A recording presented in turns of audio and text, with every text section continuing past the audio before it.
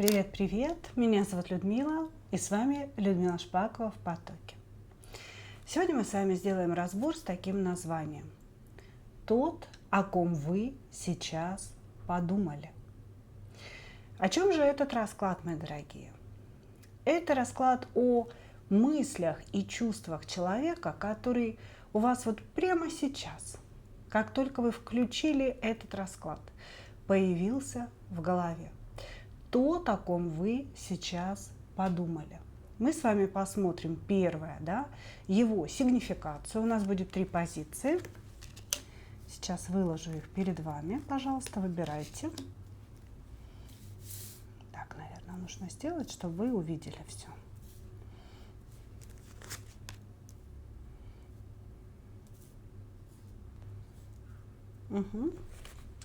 Значит, сначала сделаем сигнификацию.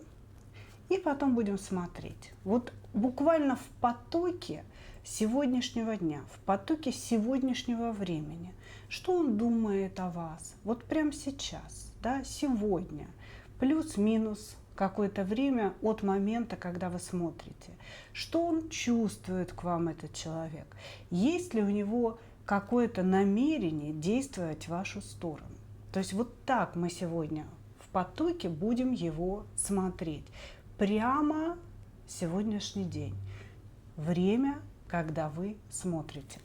Итак, двоечки и троечки идут в ожидание. Надеюсь, что вам будет видно, но я думаю, что, конечно, не все будет видно, потому что столик у меня здесь не очень большой. Кто же к нам пришел? Кто же к нам пришел?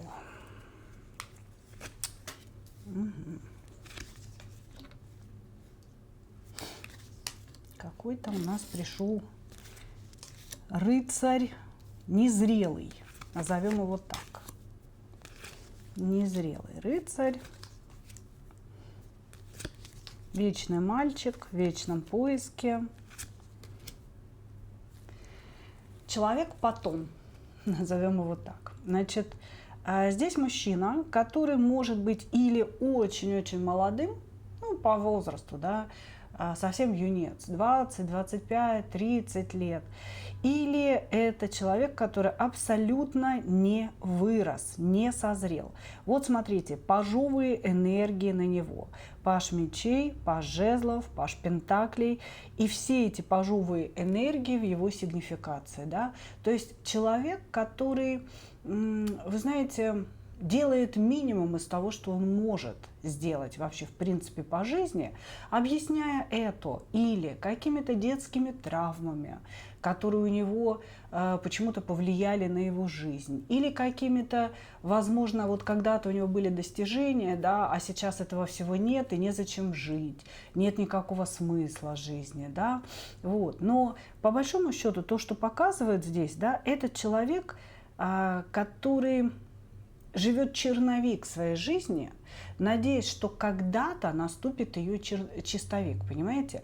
Человек потом. Вот вы ему говорите, когда ты купишь квартиру? Он говорит, когда-нибудь куплю, потом. А ему, к примеру, уже 50-60 лет, когда потом? Когда наступит это потом? Также вы ему говорите, когда мы поедем отдыхать, Он говорит, да потом когда-нибудь съездим, ничего, сейчас вот как-нибудь перебьемся. Вот, то есть это человек, постоянно обещающий какое-то будущее, которого никогда не произойдет, потому что он для этого ничего не делает. Пажовая энергия во взрослом человеке – это когда человек не хочет брать ответственность. Он, вот знаете, где-то по верхам.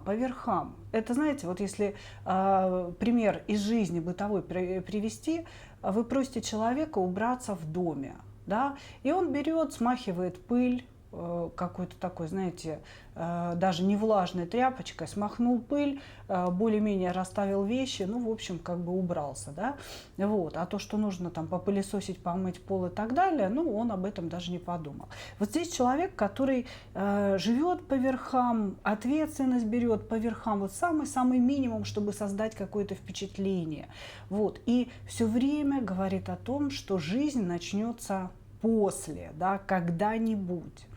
Сейчас он, возможно, не работает, так как у нас сегодня такой потоковый расклад, да, в потоке сегодняшнего времени. Здесь идут серьезные проблемы с работой, или он ее потерял, или у него какие-то временные заработки, то они есть, то их нет.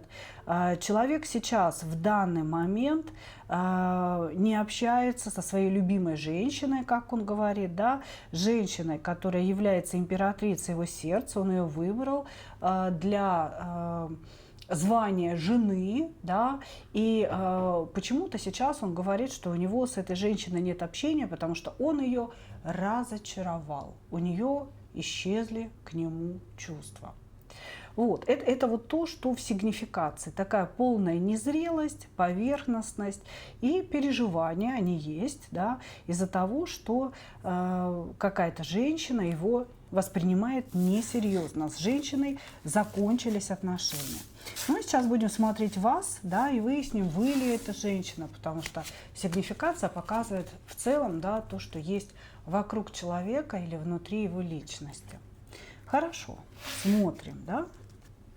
То, о ком вы сейчас подумали, если вы его узнали. Ну и вообще семерка мечей, да, я думаю, вам не видно, но она выпала первой картой, да, на сигнификацию. Семерка мечей и паж мечей в комбинации говорят о том, что человек вороватый, человек нечестный, человек, который любит приврать, и врет вообще на голубом глазу. То есть, в принципе, соврал и забыл об этом благополучно. Вообще, глядя вам в глаза, будет улыбаться. И потом еще как-то так, знаете, посмеется, скажет: ой, ну прямо что, ну соврал и соврал. Если вы его поймали, да, на этой лжи. На что ты прицепилась, дорогая? Итак, посмотрим. Что он сейчас думает о вас в потоке сегодняшнего дня? Угу.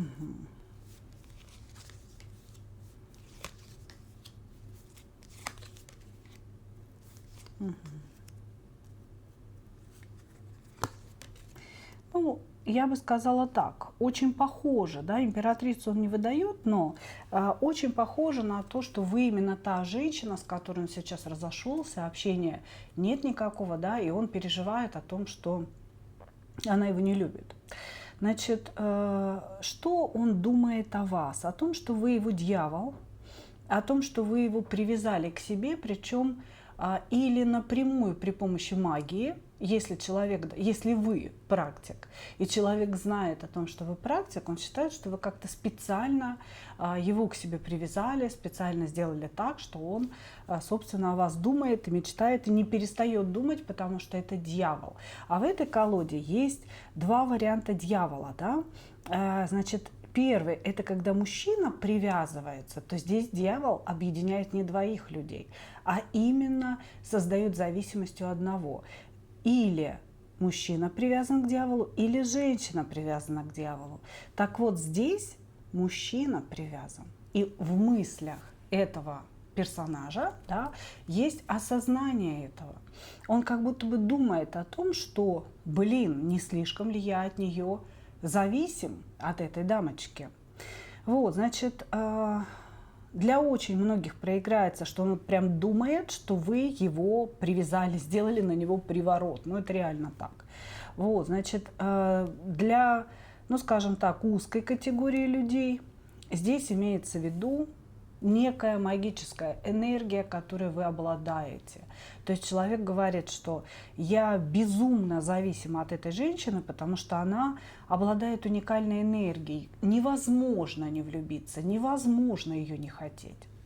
Значит, это он думает прямо сейчас. И думает о том, что вы его бросили. Он говорит, она вроде как вышла из отношений, и вроде она меня освободила. То есть она сказала, допустим, ну окей, там, тебя что-то не устраивает, будь свободен, да, я не хочу тебя собой обременять. Но на самом деле она меня только привязала.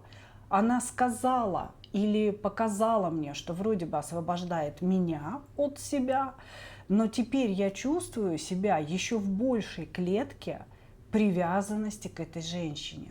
И я чувствую внутреннюю пустоту. Человек находится в состоянии какого-то вот опустошения. Вот, значит, у него в мыслях такое: надо что-то делать или не надо что-то делать.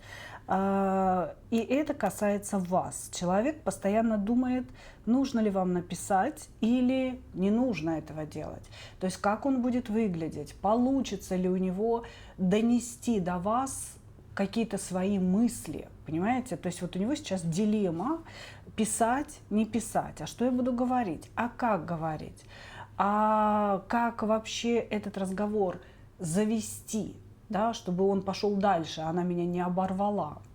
Вот, значит, и ну, как бы идут такие размышления о ваших чувствах. То есть размышления, простите, о том, что вы чувствуете к нему, ждете ли вы этого звонка или письма, или вам уже совершенно все равно. Ну вот как-то так, понимаете, хочет по-легкому написать, позвонить, помириться, видимо. Простите, что не могу понять, какая-то першинка попала в горло. Простите меня, пожалуйста, не буду останавливать, чтобы не выходить из потока, простите. Итак, что дальше? Его чувства в потоке, да, сейчас, то, о ком вы подумали, его чувства к вам.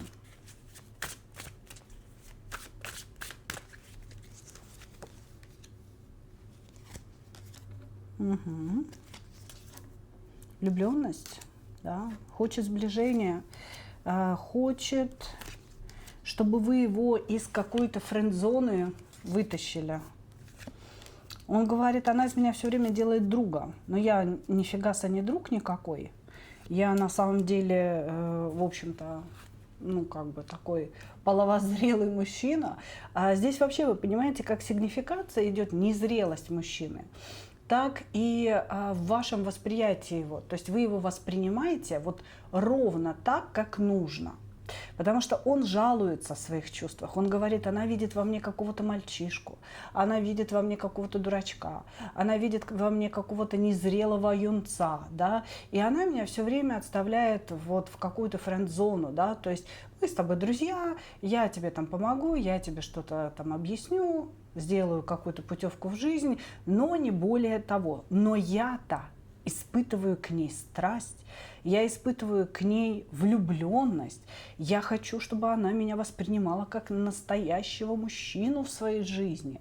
Вот. И в чувствах здесь идет такая борьба, когда ему хочется как-то вас завоевать и при этом доказать, что он настоящий мужчина. Понимаете? Но тут ему доказывать долго придется, потому что он еще не настоящий мужчина.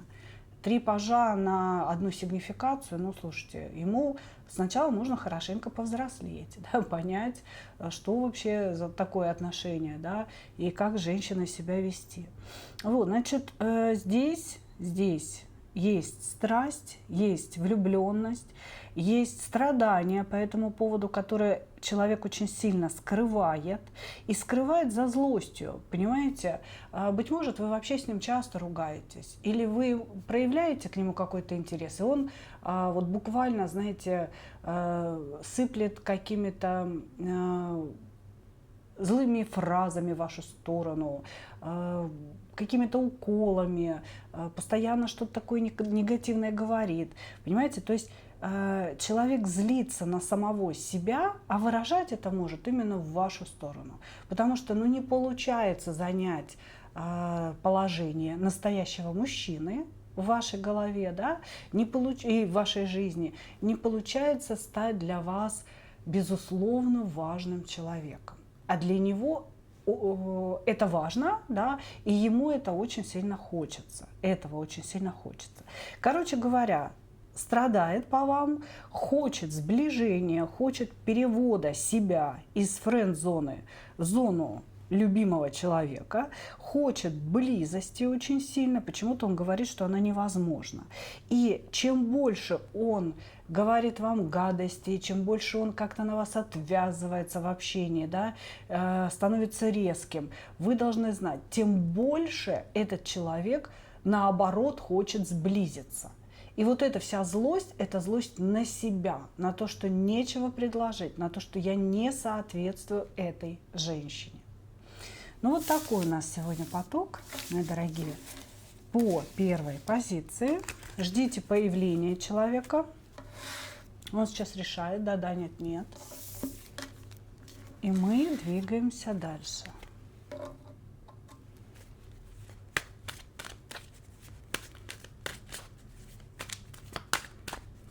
Двигаемся дальше.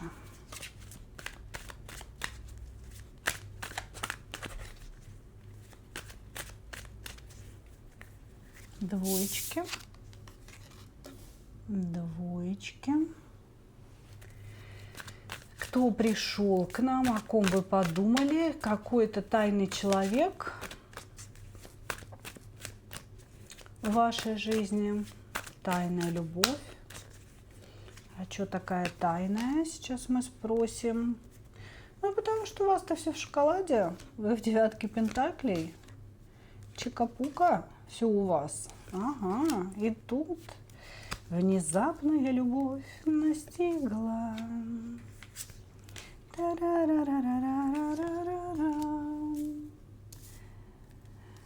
Угу. Значит так. Здесь у нас роман.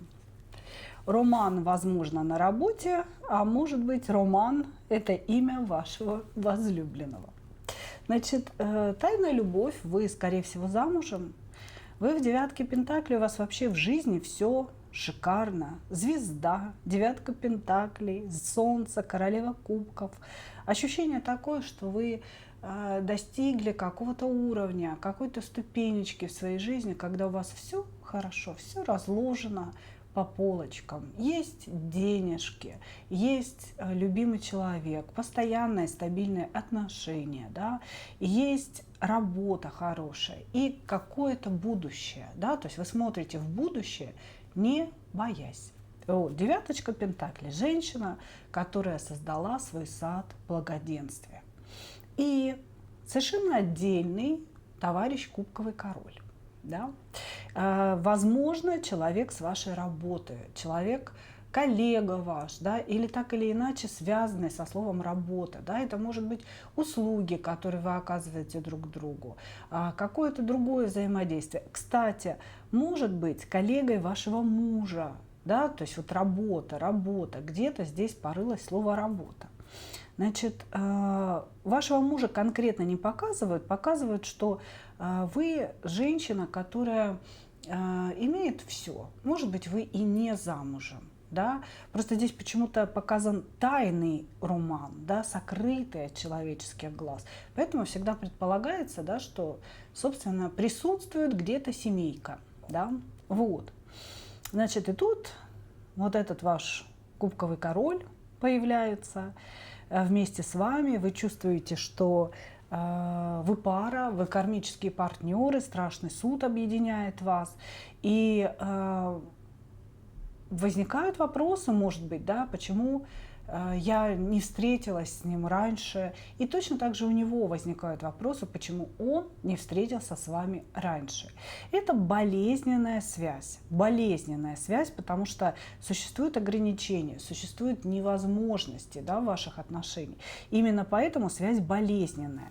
Вы здесь всем одаренная звезда, у вас есть талант, у вас есть интеллект, да, ну, то есть хорошо развитый интеллект, прекрасно развитая речь, вы за собой ухаживаете. То есть, ну вот представьте, девятка пентаклей и звезда, и все это на одну вас. Ну, выше всяких похвал. Женщина, которая закрывает все потребности мужчины, да, все свои потребности, которая создала себя сама и вообще всяческая умница, да, и красавица в том числе.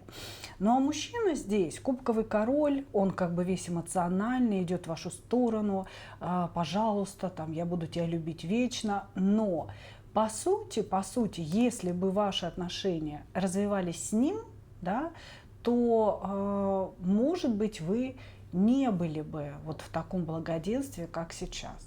Потому что здесь мужчина импульсный. Вот у него сегодня импульс возник к вам, да, вот я ее хочу, я ее люблю, и он будет вас добиваться, пока не добьется. Но когда он добивается поставленных целей, к сожалению, его ну, какое-то влечение, да, стремление к вам может очень сильно снизиться. Вот так. На сегодняшний момент показывает любовную любовь невозможную невозможность.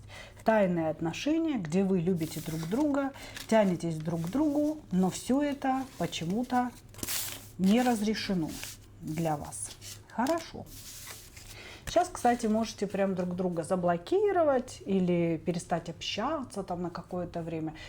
Эти отношения вообще показаны такими бурными, страстными, да, то тянет друг к другу, то мы расстаемся прямо сегодня, да, и навсегда, то мы завтра опять сходимся, опять же, навсегда. То есть вот такие отношения. Сейчас, кстати, может быть период такого вот затишья, как бы не общайтесь. Окей, хорошо. Давайте посмотрим.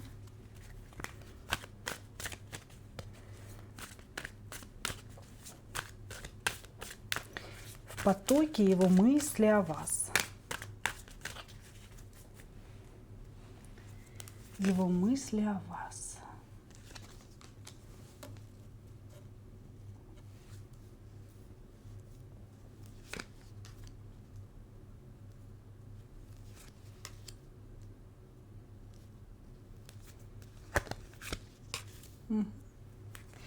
Где ты, любимая, где?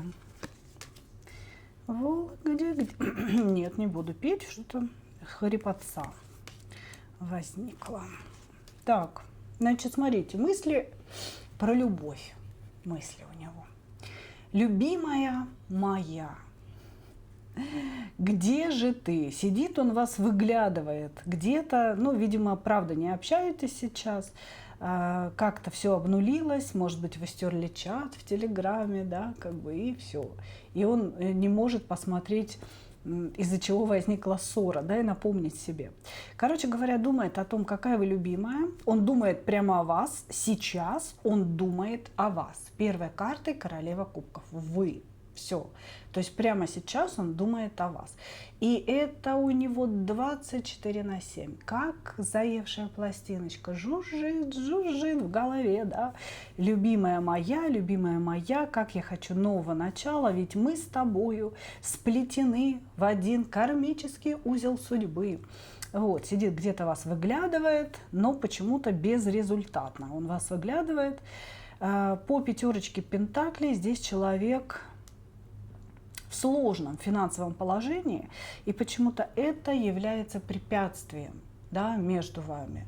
Ну, не почему-то, да, понятно почему, потому что вы в девятке пентаклей, он в пятерке пентаклей, ну, как говорится, фигли тут, да, дергаться там. Вот, значит, думает он о вас с утра до ночи, думает о том, как ему денег раздобыть для того, чтобы вас, значит, как-то захватить в свои руки, в свои ручища. Здесь человек думает о том, что ему хочется с вами брака. Даже если вы замужем, да, ему все равно хочется семейных именно отношений, совместного быта, совместной жизни. Ему кажется, что рядом с вами его жизнь выправится. Понимаете, вот вы настолько светящиеся, вы настолько знаете, куда вы идете, куда вы движетесь, что он подпитывается, наверное, от вас. Понимаете? Это как вот на темной улице горит только один фонарь. И каждому хочется подойти к этому фонарю для того, чтобы разглядеть свой путь, разглядеть, собственно говоря, пространство, в котором он находится, да, и что еще? Почувствовать безопасность. Вот этот мужчина рядом с вами чувствует безопасность от всяких неприятностей жизни. Как будто бы вы женщина, которая может решить многие проблемы в его жизни. Понимаете? Вот. И в его мыслях, конечно, и выглядывает он вас, и понимает кармичность происходящего, и хочет нового начала. Но вот сейчас проблемы с деньгами. Но тем не менее, когда я их решу, я хочу на ней жениться, я хочу с ней помириться раз и навсегда, хочу на ней жениться и хочу владеть этой женщиной. То есть хочу ею обладать, говорит он. Только о вас и думает. Вот здесь прям человек такой, знаете, в залипоне находится. Хорошо. Посмотрим чувства в потоке. Что он тут чувствует прямо сейчас.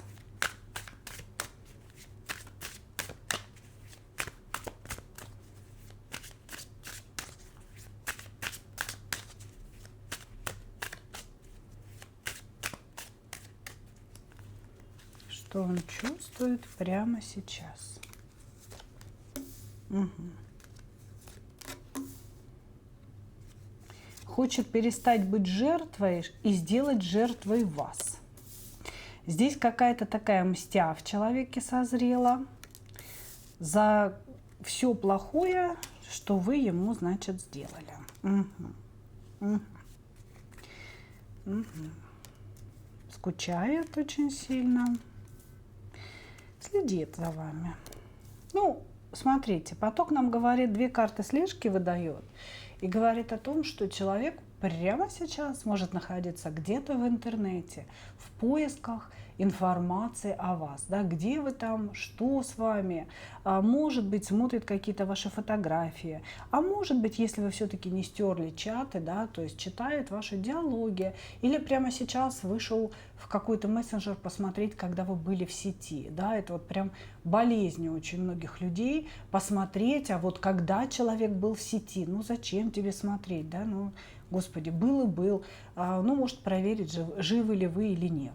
Вот, значит, злиться сейчас, злиться на вас за то, что вы то ли не принимаете его таким, какой он есть, то ли за то, что он сейчас не может к вам проявиться из-за денег, то ли еще из-за чего-то, что вы слишком благополучная, слишком сильная, вообще ему не ровня, понимаете? Ну вот он злится сейчас не по-настоящему, да, не так, как злятся за дело, например, да, а он злится сейчас как-то так вот по-детски, да, вот я хочу, чтобы было по-другому, вот я топаю ногой, почему все не так, как я хочу? Вот такая злость здесь. Вот, очень сильное скучание, наблюдение, слежка, желание отомстить. Но отомстить, опять же, это не настоящая месть, да, а отомстить за то, что он все время чувствует свою неполноценность, все время чувствует себя жертвой, он все время в этом повешенном висит. Он такой, блин, хочу, чтобы она была жертвой наших отношений. Да, но смысл здесь такой. Он хочет, чтобы вы очень сильно были привязаны к нему по влюбленным, чтобы вы не могли ему отказать и не могли от него отказаться, чтобы вот у вас была эта безумная зависимость от него. Вот. И вот это его злит, что он больше зависим, что он все время чувствует, что он жертва, да? Она должна по мне страдать, она должна меня искать, она должна мне звонить, говорит нам этот товарищ. Вот, значит, единственное, что, понимаете, меня бы лично взволновало, да, так это то, что вот он вроде как жениться на вас думает, да, вроде как серьезные намерения, но они почему-то не подразумевают вложений с его стороны. Здесь как будто бы, знаете, человек хочет чего-то добиться ради самой цели, ради того, чтобы вот увидеть этот штамп в паспорте и понять, она моя Олесечка, да, или Оленька, да, она согласилась, она за меня вышла, значит, я крутой чувак. А дальше как будто бы вот этого пути самого брака, самого быта, обеспечения, вложений у него в голове нет, понимаете? То есть цель ради цели, добиться ради достижения чего-то, все, понимаете, а не ради дальнейшего движения. И вот во всем препятствие ваша 9 пентаклей. Понимаете, слишком вы хороши, девчонки, для этого персонажа. Как-то так, как-то так. И любовь, и боль в одном флаконе. Хорошо. С двоечками закончили. Двигаемся дальше.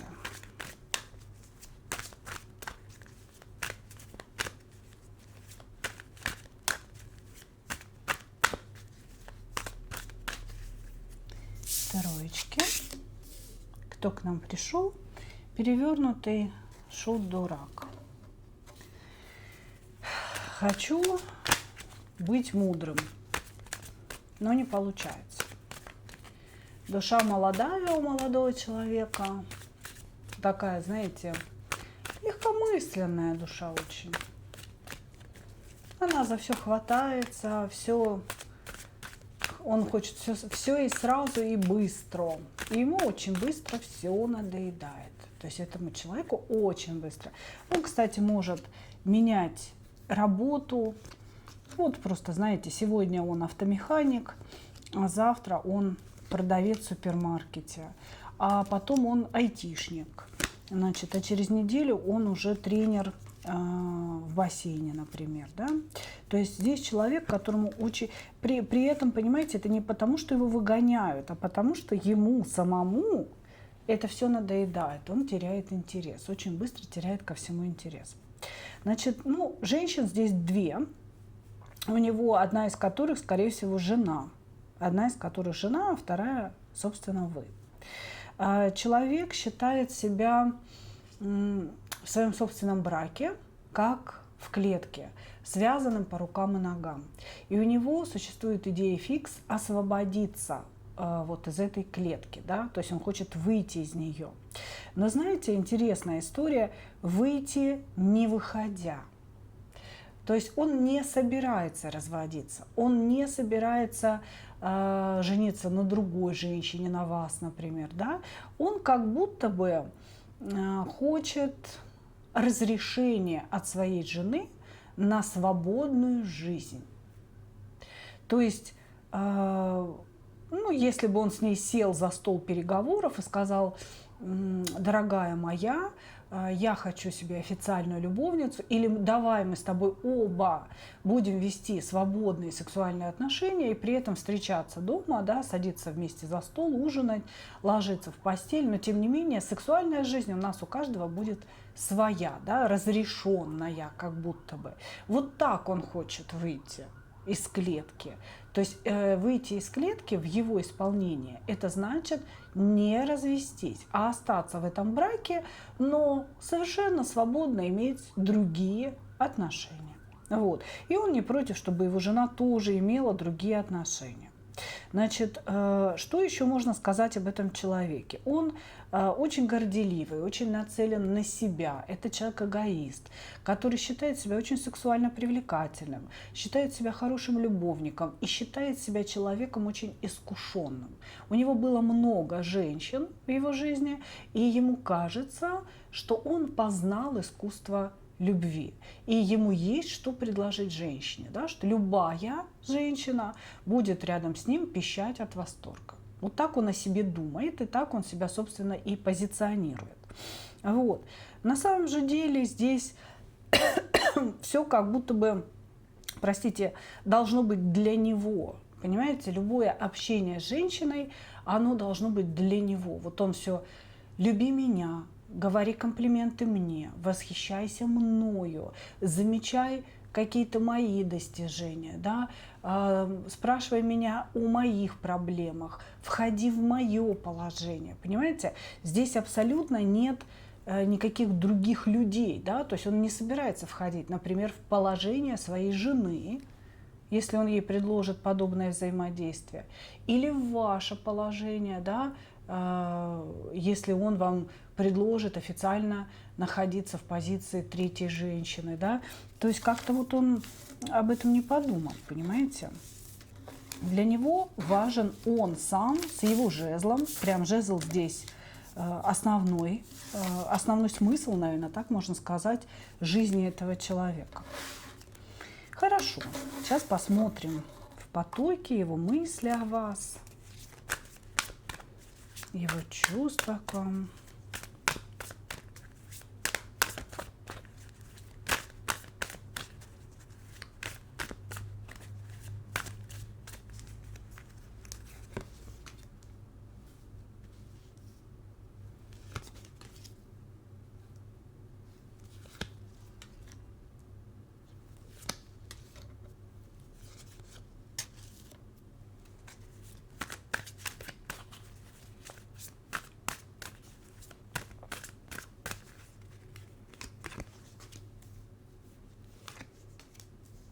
Мгм.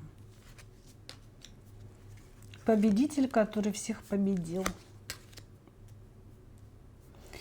Так, так, так, так. Значит, мысли о вас.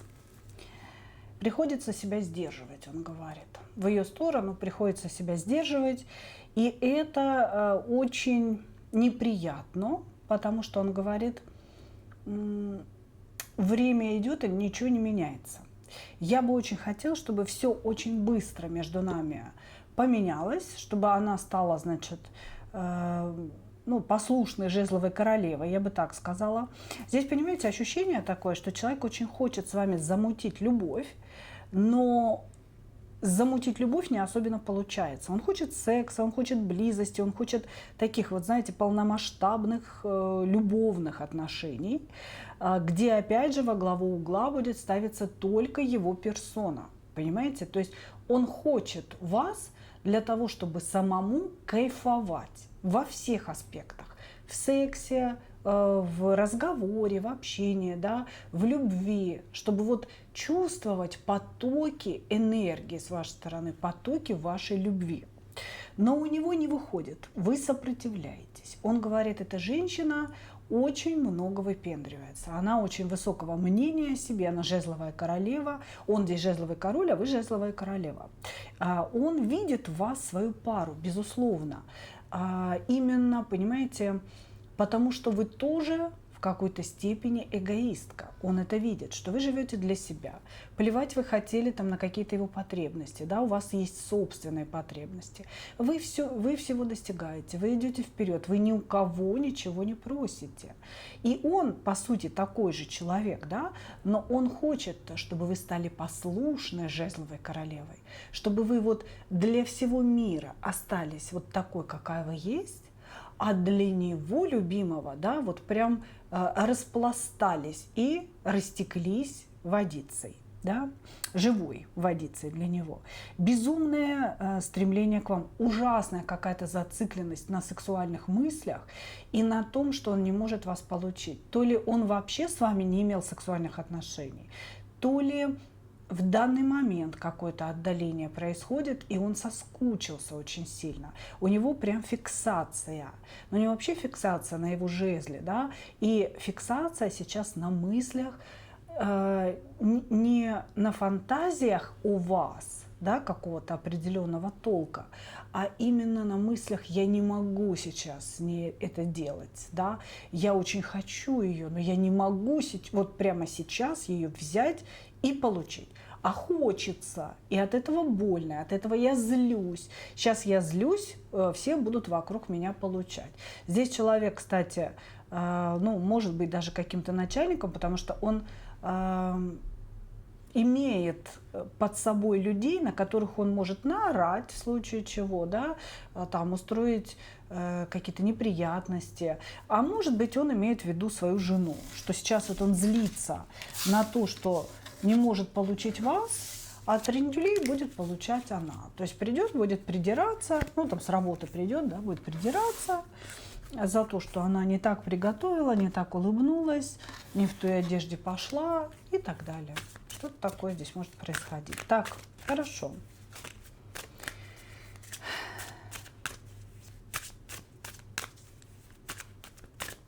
Его чувства к вам в потоке сегодняшнего дня, в потоке времени.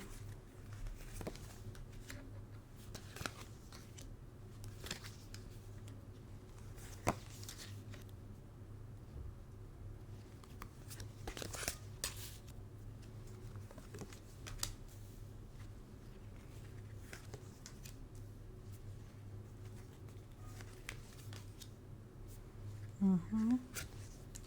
Опять это безумная зацикленность на сексе. Можно сказать, что здесь есть сексуальная влюбленность, но для этого человека сексуальное влечение равно любовь. Понимаете? Если он кому-то испытывает очень сильную сексуальную страсть, притяжение, он сам думает, что он влюблен. без секса, без вот этого вот момента, да, притяжения к вам как к женщине, он бы в жизни не думал, что он влюбился. Значит, сейчас что у него происходит? Вот это вот сумасшествие, да, зацикленность. Хочу тактильности, хочу секса, хочу ее энергии, хочу, чтобы она меня везде трогала. Хочу, чтобы между нами был какой-то невероятный секс. Он почему-то вот прям считает, что секс с вами это что-то просто феерическое. Вот, или фееричное, простите.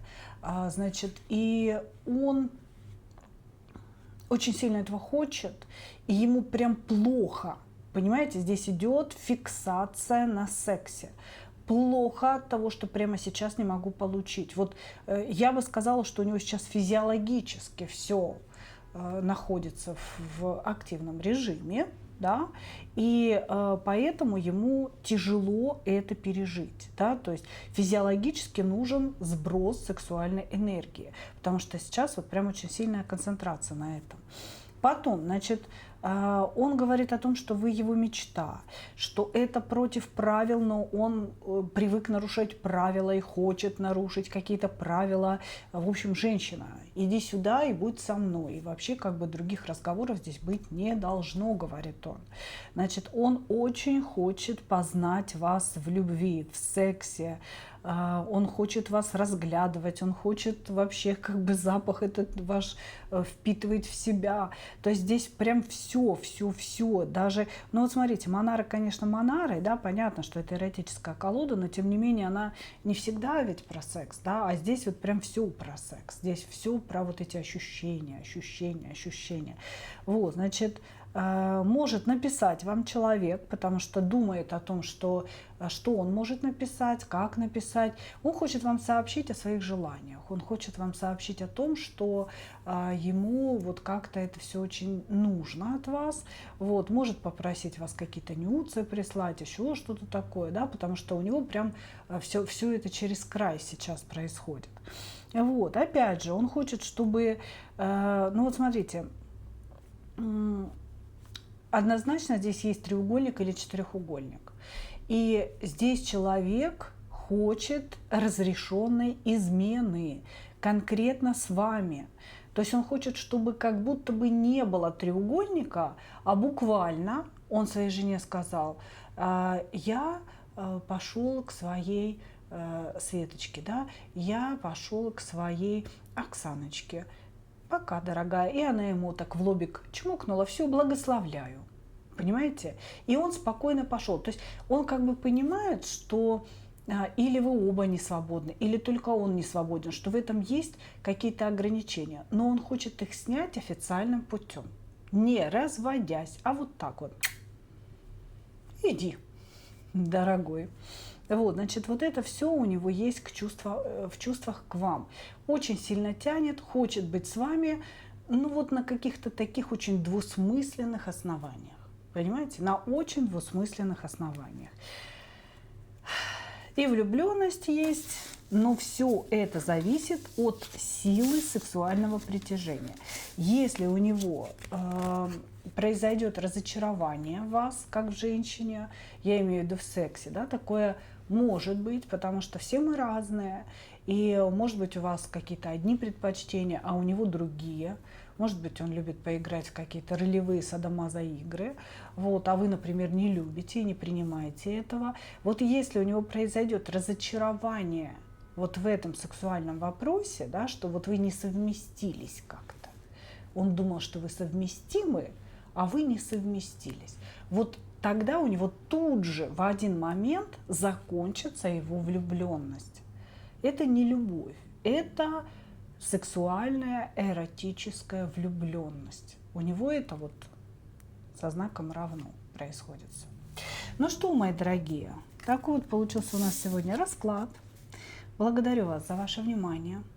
И как обычно, хочу пожелать вам только одного: встретить свою настоящую любовь и не потерять в ней себя. Ну а мы увидимся с вами в следующих видео. Пока-пока!